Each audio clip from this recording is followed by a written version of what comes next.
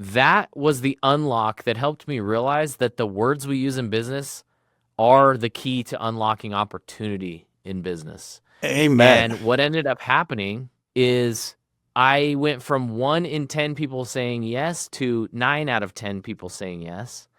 And so now with 100 cars, I had 90 opportunities. And then out of those 90, we'd see 20, sometimes 25 chips. Now we have a business. If you look at the opportunity, a simple change in 2 or 3 words in my sentence took me from 1 out of 10 to 9 out of 10. Imagine what would happen in your business if you could look at the words that your technicians are saying, or anybody, any part of your business is talking to the customer, and say, which words are they using that are giving me 1 out of 10 opportunities, and what words are they using that are giving me 9 out of 10 opportunities? And then double down on the 9 out of 10 words and systematize. Welcome back to another episode of the Tradepreneur Show. I'm your host, Patrick Summers. And of course, joining me once again, Tanya Priest. Hello, and everybody. today we have a very special guest, Ryan Fenn with Chirp. And, Ryan is from where we're from, Southern California. And Ryan comes from a religious family who's associated with the Church of Jesus Christ of Latter-day Saints. And from a young age, he demonstrated entrepreneurial tendencies, which I can relate to. He was selling gumballs and candy at school from a very early age. But check this out. He dropped out of high school at 16, citing discomfort with the structure. I can relate to that. Very structured environment. Despite performing well academically and later passing the California high school equivalency exam, or proficiency exam, I guess it's technically called, with high scores, Fenn attended some community college, which is more than I've ever done. It just didn't sit well with him to actually pursue a full formal education. Then he got married at 25 and moved to Utah for a better environment to raise a family. And in 2010, following the birth of his first son, Maddox, and with only $500 in savings, he responded to a Craigslist ad for a windshield repair position at a car wash. I responded to a Craigslist ad for a $10 an hour position as an entry-level maintenance technician at General Air Conditioning and Plumbing, which I am now the CEO of. Interesting. But, he then quit that job and with his brother started going door-to-door selling window repair. The business expanded to gas stations and car dealerships, growing to 9 locations. Wow. Yeah, that's incredible. That is incredible. With $500 to start. But what started that spark into the windshield business? Was it just the opportunity seeing, hey, I need a job and here's an ad? And then once you took it, what went on in your head to say, hey, I'm going to quit this and go do my own thing with windshields? Yeah. Hey, Patrick. So thank you for the introduction there and happy to be here. So, I have been always entrepreneurial. I have a really hard time, for whatever reason, working for somebody else. I can't do it. I'll be poor and broke working for myself before I be rich working for somebody else. Just my nature. And I'm grateful obviously for people that do work for other people, because otherwise I wouldn't have employees. But yeah, my nature is just that I can't do it. So yeah, I had my son. He was just born. He's a month old, and I was working for that company because when we moved out here, I literally had no money. We paid our first month's rent and it was like, I got to do something. So this was on Craigslist, a guy that sold windshield repair at a car wash. And so I responded to the ad. He hired me and I got to work. And I actually really enjoyed doing it. It was a great, I love the action of selling something really like high volume sales where you're we'd sell 5 to 10 a day, and that's a lot of yeses in a day. And it's fun to get those wins kind of regularly. And about 2 months into it, I found out that the owner was doing shady things with our customers' information, because there's insurance involved for windshield repair. And he would take that insurance information and then process fraudulent claims. And that, to me, I'm not willing to bend ethically in any way. And so I was pretty devastated because it was working out and I was able to feed my son and have pay rent and everything. And I was pretty bummed, but I had saved up a few $100. So I bought a windshield repair kit. And the problem at the time was that I did not have the car wash, right? The car wash was the source of traffic, the source of leads. People were coming in and, we had signs up that said windshield repair and all that, and we would get jobs doing it like that, right? And so I had this kit, but I didn't have a lead source. And so I knocked on my neighbor's door and I just said, hey, I got this windshield repair kit. Do you have any chips you need fixed? And she actually said yes. And I fixed her chips. And then it was like, well, okay, how about I just knock the next door? And then the next door. And then I ended up knocking doors all that summer. So all summer long, my brother and I would go out and we would knock doors and people would respond and we would make enough money to survive, and it was working. But towards the end of the summer, I started to get that itch like, okay, this is cool, but I don't want to do door to door the rest of my life. And I want to scale a business. I want to be rich, Yeah. Hey. A different perspective now on that. But at the time it was like, I want to make money. I had never made a real amount, real adult level amount of money. And, I was visiting my parents down in California, and we went to a gas station, and this girl came up. She approached us at the gas station and asked if she could wash our windshield for us. And I realized what she was doing. She was at the gas station washing people's windshields, and then offering windshield repair to customers. And I was like, she is smarter than me. And I went home. And I went to the nearest gas station to my apartment. I went to the owner. His name was Mike. It was Mike's Chevron. Went up to Mike and I said, hey, this is what I want to do. I want to wash your customers' windshields. It'll be good for you because, customers will be happy to get a free windshield washing. And then if they happen to have a chip in their windshield, I will offer that service. And he was all about it. He said, go for it. Went out there and I talk about this part of the journey because I think it's really important, and it really set the tone and helped me understand entrepreneurship at a really deep level. But there's a part of this story that I want to touch on. When I first started, I would walk up to cars and I would say, welcome to Mike's Chevron. Can I wash your windshield?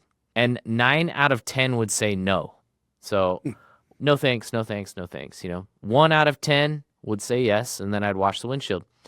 Now, that was a struggle because if I saw 100 cars, 10 opportunities were there for me to look for a chip in the windshield. And there's about a 25% damage rate in Utah, and pretty much around the country is about a 25% damage rate. So 10 cars, that's only 2 to 3 opportunities a day. And that was going to be a problem because I only make, if I close 100%, that's only about $150, maybe $200. And to talk to 100 people and make $200 is kind of a daunting thing. And so I had to figure out how to bridge the gap better between the customer coming in for gas and then how to convince them to cross the bridge into, do a windshield repair, or at least let me wash your windshield. And so I started changing up the words that I would say. So I went up, started changing the words, and I landed on, instead of saying, welcome to Mike's Chevron, can I wash your windshield today? I would say, welcome to Mike's Chevron. As a courtesy today, we're washing everybody's windshields. That was the unlock that helped me realize that the words we use in business are the key to unlocking opportunity in business. Amen. And what ended up happening is I went from 1 in 10 people saying yes to 9 out of 10 people saying yes. And so now with 100 cars, I had 90 opportunities. And then out of those 90, we'd see 20, sometimes 25 chips. Now we have a business, right? Now, as long as I can close deals, I can make money. And once I had that unlock, I had my first $1,500 day at the gas station. I made $1,500 fixing windshields in a day.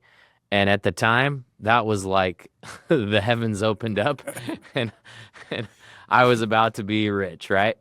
And from there, that's where things took off, where we were able to start going, okay, cool, let's get, start getting guys and training them and taking over the gas station, and let's move into another gas station. And we got into 4 or 5 gas stations. And then one day a manager of a manager of the Honda dealership. Came through and he said, "Hey, what are you guys doing?" We told him, and he goes, "Hey, I have cars coming through for oil changes all day at the Honda dealership. You could be doing the same thing there." And so we started at the Honda dealership. Then we were in the Nissan dealership, then the Toyota dealership. And we were growing this business, and it was working out really well, all because, I figured out just that one unlock, that one change in the way that I approached customers.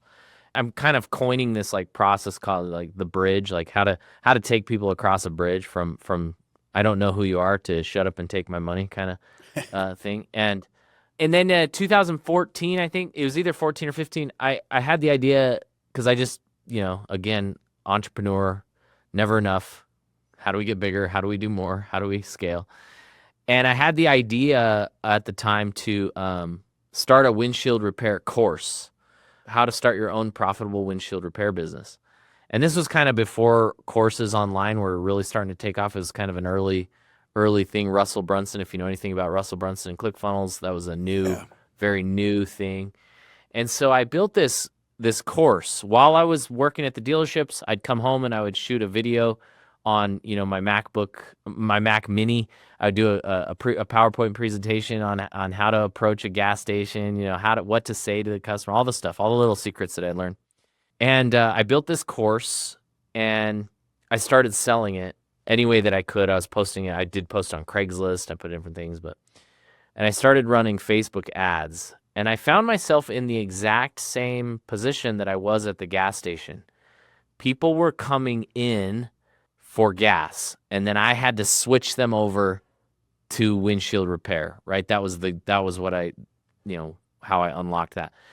In this scenario, people were going on to Facebook, right? We have millions of people going on to Facebook every day, but they're not there for our product or service. They're not there for, HVAC. They're not there for, whatever it is we offer. They're there to see a cat video, or they're there to see, what their friends are up to, social media, obviously. And so we have the traffic, but we don't have that bridge yet, right? We don't, I wanted people to buy my windshield repair course, but they weren't looking for that. So I had to figure out the combination of words, much like the gas station, that would get them excited about my windshield repair course. And so I started testing different ads, what to say at the beginning. And I found a really good ad that would get me leads at a really good cost. I was getting leads at about $1 a lead for them to submit their name, phone number, and email. And that was only the beginning, right? That's a very cold lead, and I'm going to try to get them to buy a $3,000 package from me. And so what do I do? How do I bridge that gap? So I send them a text message. That's what I found to be the most powerful way to communicate with these leads as they would come in. I would text them, and I would say, "Hey, it's Ryan. Thank you so much for checking out Glass Point." This is the name of my course. Here's a quick video that explains this opportunity in detail. And then I would send them a link to a 2-minute video. Now, that was the start of demand creation. I was creating demand where it didn't exist previously. And then I would get on a call with them, and we would discuss, and we would go over it, and then I would follow up with these leads. And I learned that they were still too early in the customer journey before it was time for me to get on a call. They were still too green. So then I recorded a webinar, a 45-minute webinar that really explained the opportunity in detail, showed some of our success stories, did all of the, education around starting your windshield repair business and why you should do it. And if they expressed interest after that first 2-minute video, I would then invite them with another text message to watch the 45-minute video. I say, "Great, okay, watch this, and then let's set up a time to talk." They'd watch that 45-minute video, and now they would schedule a time, and these were the leads. I finally created a lead that was ready to close, right? I took them from not knowing who I was to I'm ready to sign up for your program. And our schedule started filling up with appointments on autopilot. We automated all of this. We set it all up so that the text messages went out automatically. And pretty soon, all we did was look at our calendar in the morning, and we would have 4 or 5 of this. I was doing this with my brother. We'd each have 4 or 5 appointments on the calendar. We'd get on with those calls.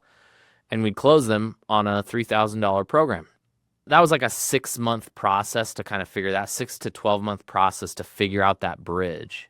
And then at that point, it started to work on autopilot, and we were able to convert these leads, and we made about $2 million selling that course. Wow. That's incredible. And then that's when we discovered, this automation process, and we decided that $2 million isn't enough. Let's keep going. Let's figure out more, right? Scale it. But it's never going to be enough. And we said, all right, let's now create this bridge building software for other businesses. And that's how Chirp was born. And so that's where we're at today. We started Chirp in 2018. Yeah, so we're into this going on 8 years. And we're doing about $1 million a month now. So it went from windshield repair windshield repair door to door on this 15-year journey to a point where now we help the biggest contractors in the world generate and close more leads through automation. Very interesting story on how a Craigslist ad, right, gets you a job repairing windshields. And that evolves into starting your own business, into now taking opportunity comes out of opportunity. And now what you're doing came out of a need to scale your business. And now you've created something that serves multiple types of businesses, correct? That's right. Yep. In your story, when you were talking about the gas station and how you were approaching people and the light that went off that said, I got to rephrase, I got to address this differently. It's awesome that you hit on that with your background, right? You didn't go to a marketing school. You didn't study copywriting. It made sense. And it's so critical. I tell technicians all the time, when you're in the home, how you phrase a question is going to make a tremendous difference in the outcome of that call. And you hit on it, and that's a perfect example. It's to a point where I would tell people that there is nothing else more important than this. Like, people will put this kind of as like they'll kind of put it as like oh yeah, we do need to work on that, or work on that. If you look at the opportunity, a simple change in 2 or 3 words in my sentence took me from 1 out of 10 to 9 out of 10. Imagine what would happen in your business if you could look at the words that your technicians are saying, or any part of your business is talking to the customer, and say, which words are they using that are giving me 1 out of 10 opportunities, and what words are they using that are giving me 9 out of 10 opportunities? And then double down on the 9 out of 10 words and systematize. The problem that most businesses have is they don't track these moments, right? If I just tried a different approach every single time, I would never be able to hone in on what's working. And so you have to test. You have to go, okay, let's say the same thing 100 times or whatever it is and get some data. And then I'm not going to change anything until I have some data and know what my close rate is. So if I go, okay, I'm going to say this 100 times, my close rate's 20%. Okay, I need a 40% close rate. All right, I'm going to change how I say this, but I'm not going to change it, a whole bunch. I'm going to change one thing and I'm going to do that 100 times and see if that improves. Because if you make multiple changes, you don't actually know what worked and what didn't. And so you have to be moving through these systematically and determining what's working. And we'll get into this a little bit later in the podcast, but we have some pretty exciting stuff about AI that we're using to help get through that process to figure out what to say. But now that we've, with Chirp, the idea now is we help companies automate their follow-up. And follow-up to me is where, like we've heard it a million times, right? The fortune is in the follow-up. Yes. And that's become a cliche. They just go, oh yeah, we follow up with our others. To me, I'm going, if the fortune is in the follow-up, then we should be focusing a huge part of our energy into dialing in the science behind our follow-up and actually doing it, and not just treating it like, oh yeah, I call my leads once or twice or 3 times and then we're good. It's like, no, this should be a huge part of your energy going, okay, how do we really dial in this conversion process so that we're getting the highest ROI from our marketing dollar? Because you guys know as well as anybody, the person that can spend the most to get a lead wins, right? They're the ones that are out there that can spend the most because they have a dialed in conversion process. And there's guys that'll go on, they'll be like, oh, I can't do Google LSA or I can't do Google Leads because it's too expensive. The other guys are willing to pay a lot more than me. And it's like, well, why are they willing to pay a lot more than you if they're selling the same thing you are? They are because they're closing 1 and 2 where you're closing 1 and 4, 1 and 6 or whatever, right? Whatever the difference is. And so I kind of come down on contractors when they say, "Oh, those leads suck. I'm not doing that. Those leads suck." I say, the leads don't suck. I think it's you that sucks at converting leads. Patrick says that all the time. Right? Yeah. And if you took the time to actually dial in a scientific conversion process, you would find that those leads don't suck. You just need to know how to create a lead into an actual, like, let's use Angie leads as an example, right? People will complain about these leads all day long. Yet there are other contractors that go, oh, we crush with Angie leads. We make so much freaking money with Angie leads. And you go, why is it that that company doesn't think that the same leads suck? Do you think that they're getting like a special batch of leads from Angie that the other guys are getting? It's like, no, they just have taken the time to get into the trenches and figure out the conversion process with those lead sources. Yeah. I preach all the time. We don't have an issue with leads, right? We have enough calls, right? Everybody's trying to get more calls. I need more calls. You need to do more with the calls you have. And a lot of that is when you look at how many homes you go into and you generate revenue on the first call, whether it's you get the repair recommendation, you get a replacement. What my focus is on, the ones that we didn't generate revenue on, they're still ours. There's still opportunity there. And there could be many different reasons why nothing came of that lead, but the follow-up is critical. And of course, that's why the directive I gave the team when I learned about Chirp is I'm like, we need this. We need this because in addition to the follow-up we need to do live, we need an automated process because I don't care what you tell me. There's not a single person in his organization that has a follow-up system dialed in because if they did, they would be making over $1 million a year just closing on their follow-up. In fact, Tanya, 100%. she was in sales. She was our comfort advisor for a while, and her biggest sale was, how much was it? 136,000. And she followed up on that for like 6 months. 6 months. Yeah.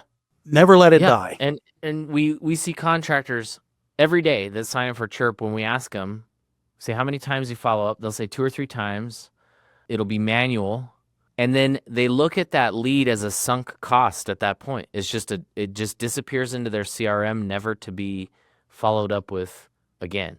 And I understand it because there are very few people that can actually manage the follow-up manually. If you're doing it manually, it's very difficult to do. You get 5 or 6 leads a day and you need to follow up 15 times with those leads. By the time, 2 weeks into this, you're following up with hundreds of leads at that point. 15 times, it stacks up very quickly. And that's where the robots come into play, right? Where we can say, okay, follow up with this lead. And I can't tell you how many times we've seen like a 6-month text message go out that just goes, hey, you reached out to us 6 months ago. For whatever reason, we didn't do business together, but I wanted to check in and see if you're still in the market or still need help with this thing. And they'll respond back, you know what? Actually, I am ready to do that thing, right? And, people get distracted. They move on to another project or they just, they deal with something. We all have a million things going on. And the one thing we're trying to sell them is like one of a million things. And it's just a matter of staying consistent, staying top of mind so that when the time is ready for them to actually pull that trigger, we're there. We're in front of them and there's no reason for them to go anywhere else. And they go, yep, that's my guy that's been following up. We had a guy, it was so funny. He signed up for Chirp a couple of months ago and we followed up with him so many times. And we do a text message follow-up, we do email, we do voicemail, and then our SDR team calls these guys. And my SDRs will call until you either tell us no or you sign up. Like there's 2 outcomes here. And he laughed at him and he said, man, that little phone weasel, he got me. he made the joke, like, hey, but he was honoring my sales guy. He was like, no, if he hadn't have been that aggressive and that, relentless, let's say relentless versus aggressive. If he hadn't been that relentless, he wouldn't have signed up. But the fact that he appreciated that and said, no, this is what I need in my business. And so people want to be followed up with. You can do it in a way that's not overly annoying. And because people are just going, oh, yeah. They'll put it off and they go, yeah, I do need to do that. Yeah. And they'll just kind of forget about it. And then a couple days later, a text message and they, okay, yeah. And it might take 4, 5, 6 times before they finally go, okay, yeah, I'll respond. I'm going to do it. And then you lock them in. So it is absolutely crucial for a business that wants to scale to get scientific about that follow-up. Why I love Chirp is the automation, obviously, because I get frustrated. I'll tell the salespeople, I'll say, listen, guys, when you're done a lead, when you run a call, follow up that same day. Just follow up, and you can just, hey, I know we went over a lot of information today. I just want to make sure you don't have any questions, because I said anybody else that was out to that home isn't doing that. And I said, take a video of yourself and send a video. Oh gosh. And when somebody does it, it's amazing. They end up getting a sale. And I'm like, so it works. But they don't consistently do it. It drives me crazy. Oh, they never will. Yeah, they never will. I'm like, wait, you prove it worked, but you're not going to consistently do it. Yeah. This is like one of those like mythical, it's like going back to Greek god stories where I feel like there will be a mythical story in the future of the owner versus the salesman battle, trying to get the salesman to do the follow-up, and the owner's super frustrated because he won't follow up, and the sales guy's super frustrated because the owner's always bugging him. And it's like this battle that will never end. It's always, and what I say about that is I say, listen, how about instead of trying to win this battle that's never been won before by trying to get your sales guys to do things that they're just never going to do, no matter how hard we try. 'Cause the problem is this: a really good sales guy is wired for opportunity, and he's looking for the hot ticket, he's looking for the hot lead, and he's a hammer looking for a nail, right? Yeah. And follow-up is boring, and they hate, by very nature, doing boring things. And so what you're asking him to do is go against his nature and be somebody he's not. And so what we say is we go, look, how about instead of fighting that battle, just take it off of his plate completely. Once he's done with that estimate, let automation kick in and do the follow-up. The robots never complain. They'll just do what we tell them to do, right? They're going to send the text message. But those simple selfie-style videos, those are everything. We call them like owner handshake. We call them these things where it's like when somebody books an appointment with us, we'll send a video that says, thank you so much for booking with us. We're looking forward to coming out there. If my technician doesn't give you 5-star service, I want to know about it. I'm so excited. It's like these little drips, these little personal touches. You're doing so much more than the competitor. Yep. You're doing far and away more than what competitors are doing just by doing those things. And you only have to do these things once. Right. I did a new round of videos this morning for Chirp. I sat in my office for 45 minutes, and I did 4 videos that were 1 to 2 minutes long of basically through the funnel of Chirp, right? Where when a lead comes in, I send a video that says, hey, it's Ryan. I'm so appreciative of you taking some time to check out Chirp. We're going to send you some information, but I'd love to get on a demo with you. Click the link below and book your demo. And then once they book the demo, another video goes out. Hey, I noticed you booked your demos. That's awesome. Thank you so much. We're looking forward to it. Very, make sure you show up with all your questions. We're excited to show you this. And then once the demo's completed, another video. Hey, thank you so much for getting on the demo with us. That was great. We're really appreciative, and so on. And then finally, if they sign up, another text message that goes out with a video that says, wow, I just saw that you signed up. This is awesome. And that journey right there is 1,000 times more than any other companies are doing. Yep. And if you, same thing for home service. If you get a lead and you send it, even just a text message without a video is more than a lot of people are doing, but you send this text, send a video. Imagine if you are, you're scaling your business and you're starting to get to that point where as the owner, you can't be as personal as you used to be. When you first start out, it's just you're the one talking to the customers, and everybody goes, oh, that's my guy. That's my HVAC guy. That's my plumber. That's my guy. And then the moment you scale, you lose that authenticity, right? Because now there's a layer between you and the customer, and you start to kind of get this corporate feel. And you're not going to pick up the phone every time somebody books a job and say, hey, thanks for booking with me. Thank you so much. Thank you so much. Thank you so much. But you can send a text message with a video of you, just like you said, holding up your phone, looking at the camera, and just saying, hey, thank you so much. You just booked a job with me. This is my wife and kids. We started this business 10 years ago. We love the community. We love you as a customer. And we're so excited to give you 5-star service and so on. And just sending that video, and you can now send that 1,000 times. You shoot it once, you can send it a million times. And that alone will raise your trust factor. It will allow you to scale authenticity, and you'll still be the guy to that person without having to do it personally. And you scale that authenticity. Yeah, yeah. So well said. So well said. And So I love the simple, videos. And I love when I see somebody doing them. Yeah. I get frustrated when I don't see it happening. I got a question for you. Yeah. Who's Justin Judd? Justin Judd is a feral animal. He's a beast. He's my beast. Hey, I'll tell you the story of Justin. This is actually kind of a fun story. When I started Chirp, I had tried to skip the line on some things, and this is a lesson that I have learned. Well, I seem to have to learn it all the time. I have to relearn this lesson like all the time. But I tried to skip the line and say, I'm just going to hire sales guys, and they're going to figure out how to sell Chirp for me, and I'm going to go out and generate leads. And so I'd go out and generate leads, and then these sales guys would attempt to close the deals, but they were not equipped. They weren't architects of a pitch.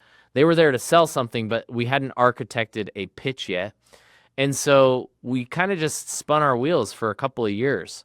And we got Chirp to about 20,000 a month, and it would kind of just fluctuate around 20,000 a month. And I learned that it wasn't going to cut it to do it the way we were doing. So I let these sales guys go. They were happy to go. They weren't making very much money. And I sat in my room. This is during COVID. And I just started posting in Facebook groups and answering questions about automation and text message marketing and all this stuff. And my calendar started to fill up. And I started to develop a pitch for home services, for the trades, on why Chirp worked for them. And I took us in my bedroom at my desk, took us from about 20,000 a month to about 100,000 a month that year. So we grew to about 100,000 a month. And then I felt like at that point I had earned the right now to hire a sales guy, because I had developed the process for him to come step in. If you've ever had a killer in your business that can close deals and is just the total dog, those guys aren't going to do that part. They aren't going to develop the process. They aren't going to develop the pitch. They want to come in and take advantage of something that's already been built. That's who they're for. And these are really good guys. They're the best sales guys, but they're not architects, and that's not meant to be their job. And so I read the book, Who Not How. If you've ever read that book, or if you haven't, I highly recommend reading Who Not How. But it's basically, instead of asking the question how, you ask who can do it better. And at that point, I was like, okay, I need to find somebody now that can do what I'm doing, that can sell Chirp while I go out. And now that I have this really well-developed process, I think I can do it. And so I sat down, and my goal was I was going to go on LinkedIn, and I was going to find 100 sales guys, like 100 people that had sales in their profile, software sales particularly. And I was going to call all 100 of them, and I was going to find my one guy to replace me. So I sit down, and I was going to do 10 a day for 10 days. I was going to call 10 people in the morning every day for 10 days. And I pull up LinkedIn, I search sales guys, and one pops up, and I pick up the phone, I call him, and it was this guy by the name of Justin Judd. And he goes, yeah, he had all the things in his profile, right? I'm the baddest sales guy. I'm the baddest dude. And so I call him up, and he goes, you know what? I actually just left my other job because they didn't appreciate what I brought to the table. They didn't realize how good I really was. And I was like, well, why don't you come in and I'll show you what we're doing over here at Chirp. So he came in the next day and he saw me do a demo with a with an HVAC company, and they closed. And he said, dude, I can sell this thing for you. And so he jumped in, and so I didn't call the 100 people. I called one. I called one of the 100, and it just happened to be Justin Judd. And then him and I just got straight to work. Him and I are kind of these weirdos. We believe in all the weird stuff that people talk about, like law of attraction and writing goals down and all the like visualizing and manifestation and all the weird stuff, right? We believe in that. So, and we have all the receipts to prove that it works. So I don't know why you wouldn't believe it, but whatever. And we wrote down 35 partners that we wanted to partner with in the trades. These were like best practice groups. You got like Nexstar, Certain Path. We started writing these down. We had Tommy Mello on there and all these people. And we just, every day we'd come into this little tiny office, and we'd mark off each time, okay, we want to talk to this guy. And say, what do we do? What do we say to this guy? Where are we at with this one? And eventually we closed all 35 of the people we wrote down on the board, and they became our partners. And we scaled to about $300,000 a month. And then Tommy Mello was one of those partners, if you know who that is. Yep, sure do. And he decided he wanted to get in on it with us, and so he bought part of Chirp. He was using it for A1 Garage, and then decided he wanted to own part of it, so he bought 25% of our company. And then from there, we've scaled it to, just like I said, just under $1 million a month right now. And so Justin has been just an absolute beast in our partnership demand generation part of Chirp. He's the relationship guy. He's out there rubbing shoulders with all the big dogs, and he's become my right-hand man for sure.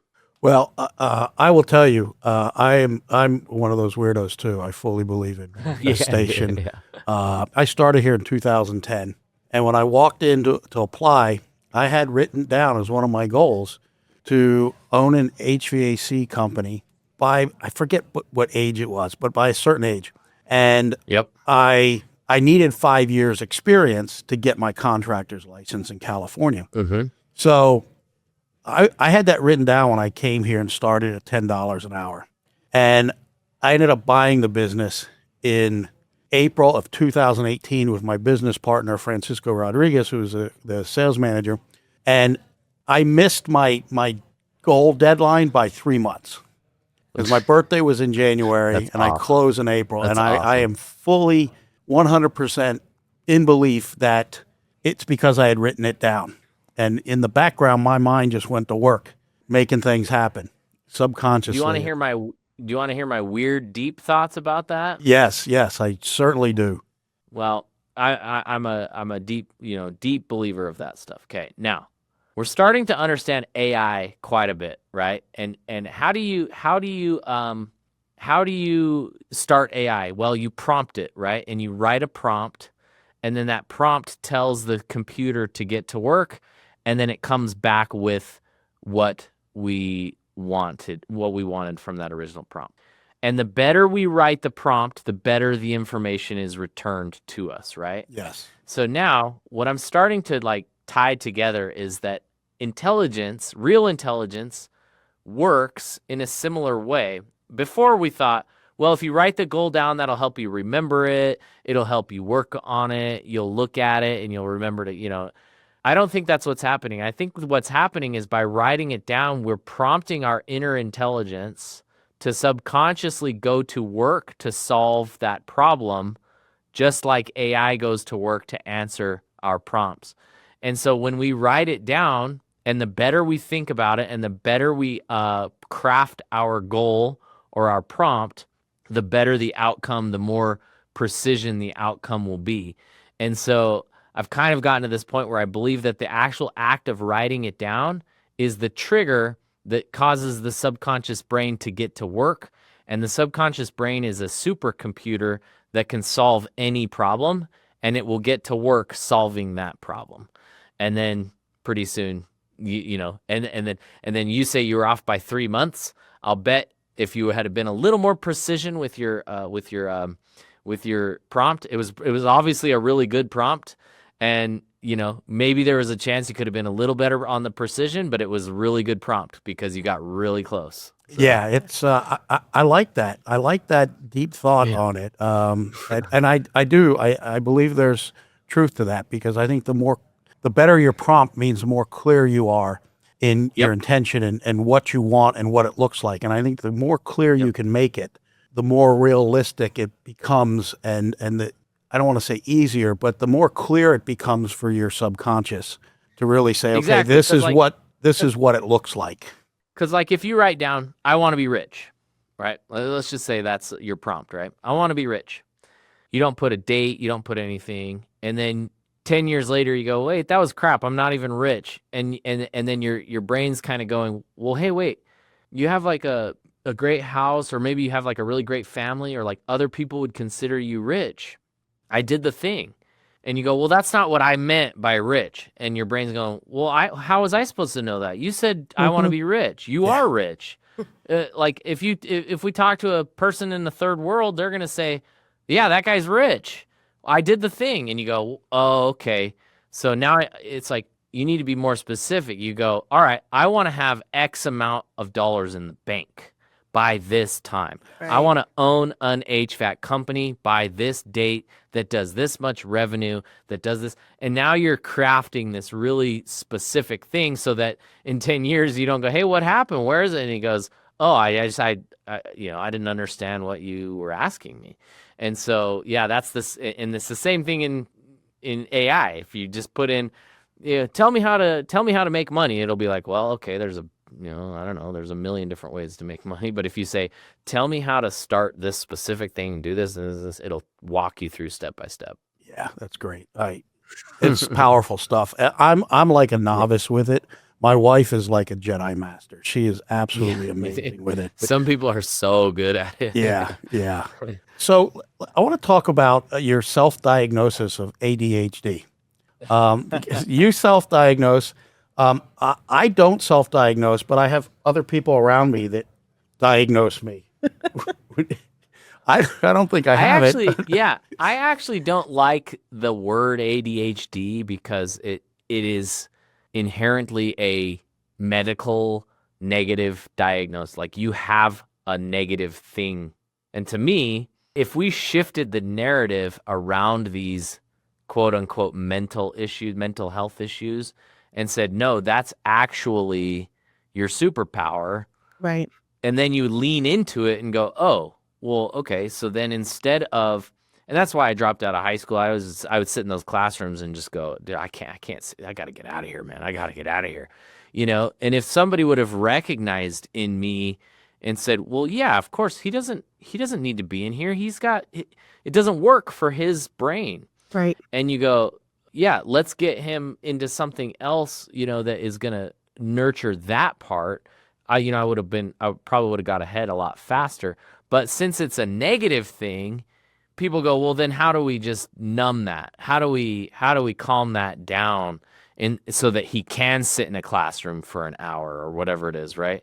And it's like, well, why would we take the very thing that is, for me, the reason I'm successful, and try to numb it down so that I can fit into some box, right? Yeah. And don't get me wrong, I believe that there are very different personalities and different types of people, and some thrive in an educational situation, and then they thrive as, I have employees that they would never in a million years want to start a business, but they love doing what they do. They're very organized, for example. I am the least organized person in the world. I have to hire people who are organized or else it's chaos.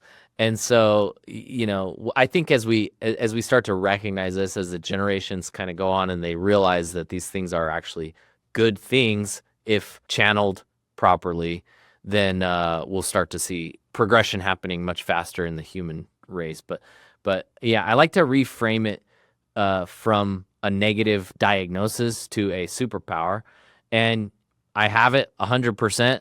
I never knew I had it until actually my assistant last year, we were talking and she said, like, have you been diagnosed with ADHD? And I go, no. And she goes, like, I guess she's pretty experienced in some stuff, and she goes, "You have it worse than anybody I've ever met." And I'm like, and I kind of just laugh. I was like, I never even thought about it. I never even like realized it.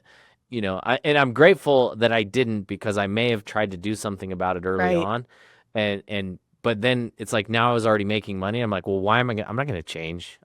Like, I'm not going to change what I'm doing. I'm cranking. I'm making tons of money. I want to keep going. I'm not gonna try to take some drug that's going to slow that down. So yeah, like if I have kids that definitely are showing similar, tendencies and signs, and it's like, cool. I have a son who, his teacher called the other day and said, "Hey, your son was on his phone in class. He's not allowed to be on his phone in class." And I said, "Okay, no problem." And I wasn't rude or anything, but when he got home, I kind of just high-fived him and was like, "Don't worry about that. You're cool. Like, don't like," Yep. and like, I don't like, I'm not going to corral them in and go, "You know what?" So I really want to help him thrive with that. So, but yeah, so I wouldn't say, maybe it was assistant diagnosed, not self-diagnosed. Right. Well, I like your approach on that, because I'm the same way. I was actually diagnosed as a child with OCD, and I guess I've never been officially diagnosed with ADHD, but the people around me and closest to me definitely believe Yeah. I have it.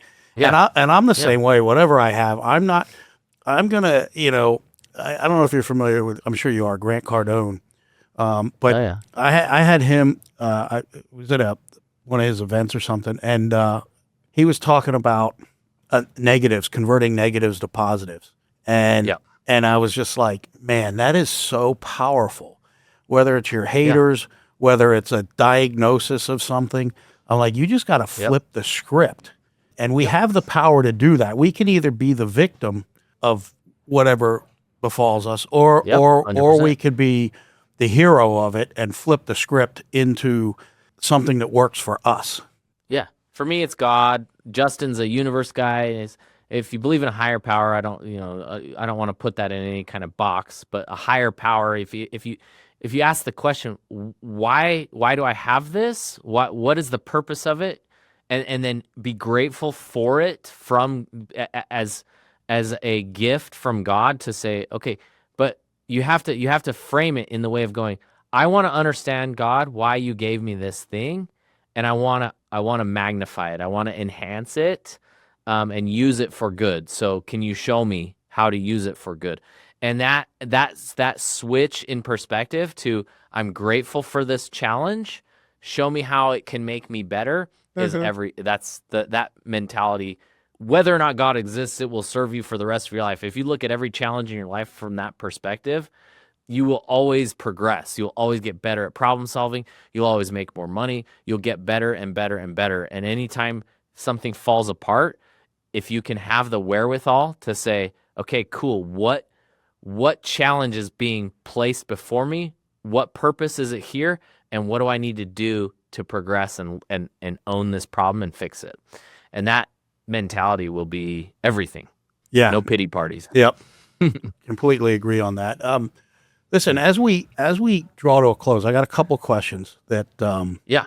that I want to ask you, because I think this is really important, and we're probably similar on how we perceive failure, or look at failure. To me, there's always a lesson. It's only a failure if there's not a lesson. But Right. in this Yep. journey you've been on, what would you identify as your biggest failure, that moment, the real struggle, and then something you took away from it, the learning from it? I don't know. I haven't failed yet, so I don't know. No, I'm just kidding. No. Again, if we quote them as failures, we're kind of doing the same thing as ADHDs. We can, well, let's just call them learning experiences, but let's reframe them to learning experiences. But the biggest learning experience for me, and I touched on this earlier, is the idea that you can skip the line. You can't skip the line at every stage of the business. There's always something that you need to be in the trenches for as the owner. You can never go, I've already done that hard part. I don't need to do any more hard parts. You're built as an entrepreneur to solve problems, and you'll always have an infinite supply of problems to solve. So your job is never done until you're either dead or you quote unquote retire, but I don't know really successful entrepreneurs. I don't know any that have ever actually retired, but they just go on to solving bigger problems. But the way that I frame it is, I was at the gas station washing windshields. I was at the very trenches, right? Or let's go even back further, knocking doors and solving that problem. How do I turn these people into customers? I only am now knocking bigger doors. That's the only difference. I'm still doing the thing. I'm just knocking bigger doors and still having to solve the same problems. And if I start to get the arrogance that comes with making money and being successful, and you start to let that creep in, that's the moment things start to digress and you start to go. And it's the same problem I had when I hired the sales guys early and tried to say, I've already done the hard part. I already did the door knocking. You guys figure this out. I don't want to do that part. I'm the CEO, and the moment that you let that arrogance creep in, your business will fall apart and you'll digress to a certain standard and you'll just kind of be stuck there floating. People get stuck at these stages in business because they think, I don't need to do the hard part. I don't need to be in the trenches. I don't need to solve any more problems. I already did that. And so for me, that's the biggest learning experience for me. And I've done it. I'm going through it again right now. I tried to give some of the responsibility in my business to somebody prematurely before I had really dialed in that process in my business, and it fell apart, and I'm having to pick up the pieces and start over. And it's like, man, I wish I would just learn a lesson, but they seem to the problem presents itself in different ways throughout the journey, only to later to go, oh, this is the same villain with a different mask every single time, right? Yeah. And so I'm working on learning that continually. It's interesting. I'm kind of in that stage right now, and I've been through it before. To your point, it's a continual evolution, and I think what's important is recognizing when you're there. And my 4 children are pretty much all grown, and they're doing really well. I'm really proud of them. And I look back and I talk to my wife a lot. I'm like, there was no handbook. There was no, this is how you raise kids. Yeah. And there were so many times through the years, and I'm like, man, I suck at this. Like, I think I'm doing the wrong thing. I don't know if I'm doing the right thing. And now I look at them now and I'm like, you know what? We did some really good things. Whatever it was, we did the right thing. And I think like being a CEO, being a business owner is the same thing. Like there's no, you can read books and you can have mentors, but it's a evolution you go through on your own. I think that being self-aware and being able to recognize where you're at, where your struggles are, and knowing when you're stuck and getting yourself unstuck is so critical, because if you don't, you're where you said, you're like in a purgatory. Yep. And that reframe is everything, right? When you said, well, there's no handbook for this. And you go, well, God doesn't give handbooks because handbooks don't work anyways. He already knows they wouldn't work if he gave you a handbook anyways. God's the ultimate teacher because he personalizes the journey for you and gives you the challenges that you personally need for your growth. And that's the only way to teach somebody to do something, is to put them in the fire and say, okay, get out of the fire, figure it out. And so he does give us the handbook. It's the ultimate handbook. It's the ultimate teaching tool, which is to put us into situations where we have to get ourselves out, and we solve those problems and we get out, and then he puts us into another fire and we go, okay, cool. I got to figure out how to get to this one. And we just keep going. And every time you solve those problems, you earn bigger problems. You're allowed the opportunity to face bigger beasts and bigger challenges. Yeah. And I'll add, I like the openness and talk about God, because I'm a firm believer of God, and he has blessed me in many ways. But I will tell you, I always find there's a correlation between when things in my life are not right and there's struggle, and when things are going really well and it just seems to be on cruise control, and that totally aligns with when I am more in aligned with God's plans, when I am more centered in that way, that's when things go well. And when I fall away and I'm 100%. Not following what I'm supposed to be following, that's when things go tough. So that's another awareness that me personally I have, is life is better when I'm doing what I'm supposed to do in alignment with God's desires and wishes and teachings. Yeah, God doesn't say, I'm going to punish you for sinning. He's saying, hey, those sins are going to punish you Right. themselves. And I'm telling you to avoid them. That's what I'm telling you. I'm saying, do you want to be in heaven? Just avoid doing those things. I'm showing you the way. I'm not going to punish you for them. They'll do their job themselves. You'll punish yourself, put yourself in hell. And and then you realize, oh, shoot, he's not trying to punish me. He's not angry. He's trying to show me how to actually live and how to be happy. So, final question. Yeah. We just touch on AI. I mean, I think we are, and we did talk a little bit about it, but I believe we are in the current industrial revolution with AI. Right. What it can do and what it's able to do, and I think there's a lot of people apprehensive and fearful of it replacing jobs, just like they were during the Industrial Revolution. Yeah. And I have my own take on it. I'm pro AI, cautious pro AI, but I'd like to hear somebody that's in the tech field, so to speak, your take on it. I'm anti-AI salesman. I sell AI, but I'm anti-AI.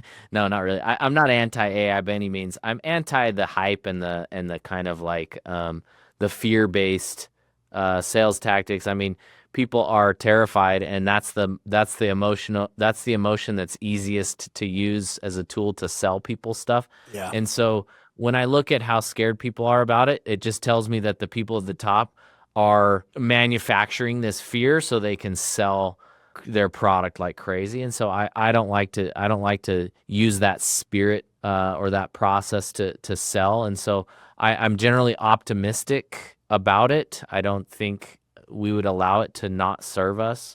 And so I'm optimistic. We're building some really cool stuff with AI. The cool stuff with AI is where data is involved, because anybody can put a wrapper around like ChatGPT or something like that. What we're doing that's exciting is, we have 500 million text messages sitting in our database that have been sent out over the last 7 years. These are real conversations with real homeowners from contractors that have closed hundreds of millions of dollars. And we're using that AI to analyze that data, and then it's coming back and training our AI to respond to leads with that information. So now you can have a CSR who's equipped with all of this data to be able to respond to leads, know when to contact leads, what words to say. We talked earlier about the importance of the actual words to send out. AI is learning that. It's taking those 500 million text messages going, you know what? This word, don't send that word. That's killing deals. This word, this is working. And so we're able to get through that data a lot quicker than, I told you about A/B testing earlier and kind of the strenuous nature of that. With this, it's like we can go to the AI and just go, hey, tell me a good way to respond to this text message. What should I say? And it'll read that data and come back with actual, real world information versus just kind of this ChatGPT generic idea. And so I'm definitely pro AI. I look at it from a perspective of, I'm not looking to replace humans with it. I'm looking to turn my humans into superhumans with it, and allow them to, thrive as humans. So and that's our approach here. We preach all the time. Listen, it won't replace your job unless you let it, and because you're not doing what you're supposed to. What it'll allow us to do and companies to do is scale without having to add layers and layers of people. But we're still going to need people. So one person will be able to do the work of 10, so to speak. I think the challenge right now where we are, because a lot of the fear-based messaging out there is how did like us, general air conditioning and plumbing, making sure we're communicating, delivering the right message on AI, how it fits into the organization, how to use it. And because what we don't want is people using their own ChatGPT, putting the free version, putting company data into it, and not having any method to verify its accuracy. So I think companies really have to have an implementation structure and a communication around how to implement it. And and that'll come. It's just we're in the early stages of it, and it's moving so fast. Yep. Oh yeah. Yeah, that's why I have this gray hair right here. Being in tech in 2026 is hair on fire all the time situation. So, So listen, we're going to wrap this up, but I want to ask you, we covered a lot of lot of topics. Yeah, got But kind of deep there for a minute. tell our listeners in the simplest form what Chirp is and why it's something that they need in their business. Sure. It's, the goal was to create a platform that allowed businesses to convert leads at a higher rate through the power of automated follow-up. So we come into the journey after leads are generated. We make sure that we plug all of the holes in your business where a lead could potentially fall out of the funnel. So at the beginning, we talk about speed to lead. We talk about follow-up. We talk about estimate rehash. Talk about reviews, and then customer loyalty. So all through the customer journey are potential opportunities for the customer to leave and to fall out. And we want to make sure that we're maximizing our opportunities and converting at the highest level. So we help home services convert their leads better than anybody else. And that's what we do. So if you want to make more money in your home service business with the leads you're already getting, we're your one-stop shop for that. Well, if I could add, Yeah. with Chirp, we use it on a daily basis. There are messages coming through every single day. It has helped us tremendously. We've had a lot of big leads come through it that I've been able to contact clients directly myself. So, and as somebody who used to be in sales, to have that support system when you can't always get to every single client, it's a game changer. Yeah, well, I'm so happy to hear that. So happy to hear that. We've closed some big from repairs, but HVAC replacement through the automated follow up stuff that I know we wouldn't have because we would have dropped the ball on the follow up. So knowing that in the background while I'm sleeping, eating, grinding away, whatever I'm doing, this thing is in the background doing its job. So I love hearing that, man. yeah, so I can tell you, I did it. yeah, well, as a business owner, I think it's a great product, and Thank you. we're glad to be Appreciate that. using it. So, Thank you. with that said, thank you for joining us. Thank you for all of your insights and sharing your amazing story. I love stories like that. Yeah. Thank you. And all of the listeners out there, viewers, thanks for tuning in. Thanks for supporting the Tradepreneur Show. If you like it, and share it, and help us. That's the greatest form of flattery you could give me. With that said, until next time, win the day and be great. Thank you.